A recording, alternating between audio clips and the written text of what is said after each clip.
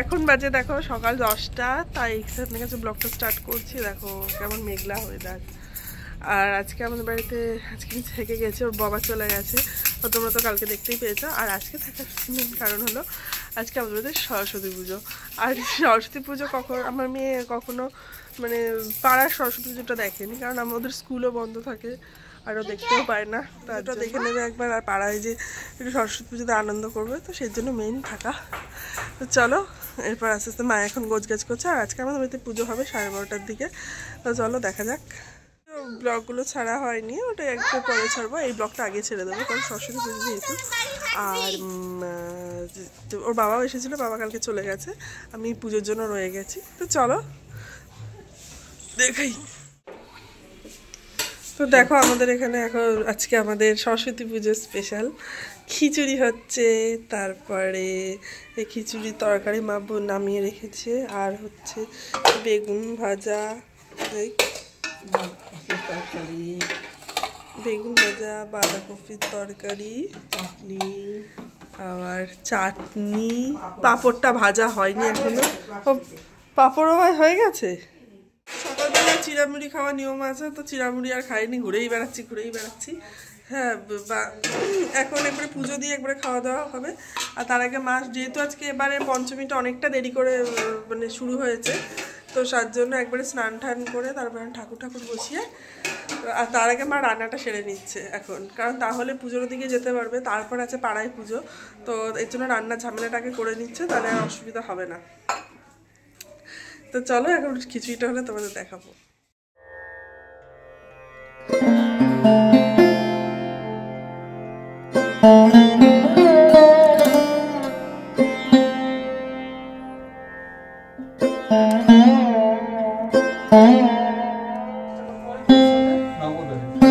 তো মা এখন সমস্ত কিছু গোছগাছ করছে, আর একটু পরে আমাদের ঠাকুরমশাই চলে আসবে। দেখো আরেকজন বই খাতা নিয়ে সব হাজির হয়েছে। দেখো এটা কি দোয়াতে দিচ্ছ? এখন সমস্ত কিছু গোছগাছ করছে। ও মামা, আমি বিয়ের পর এই প্রথম আসলাম না সরস্বতী পুজোয়।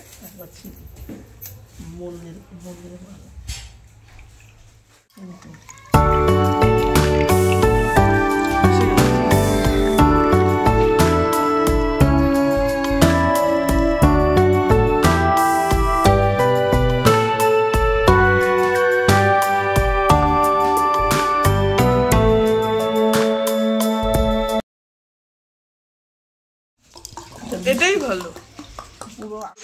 আর এখন আমাদের ঠাকুর মশাইয়ের জন্য হচ্ছে, দেখো পিছনে যে দেখেছি রাস্তায় এসে ছুটে আসছে। প্যান্ডেলে যাচ্ছি, চলো।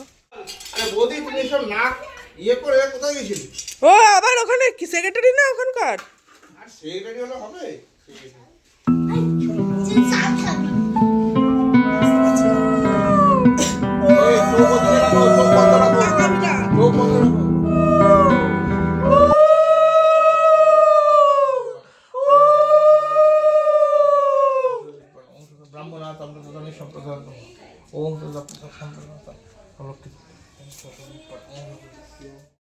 তখন আমি মাকে জিজ্ঞাসা করছিলাম যে দেখলে মা, আমি সরস্বতী পুজোতে এই প্রথম আসলাম না।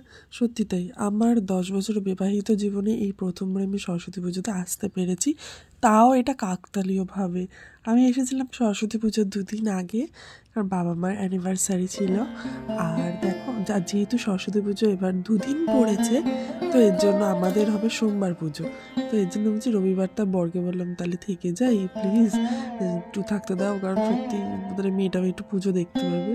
তো সেই কারণে বর বললো ঠিক আছে থেকে যাও।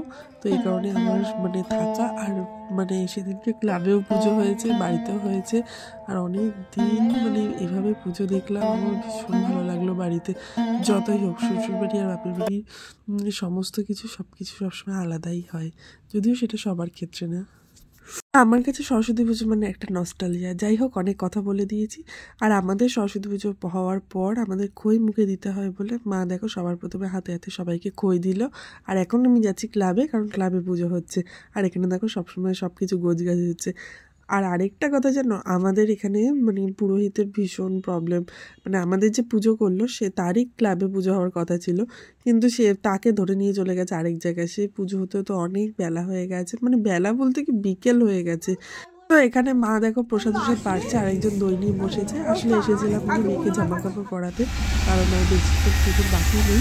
কিন্তু দেখলাম যে ও ফোন করে বললো যে অনেক দেরি হবে, বাড়ি এসে খাবারটা খেয়ে নিলাম। দেখো আজকে হলো আমাদের খাবার রেসিপি।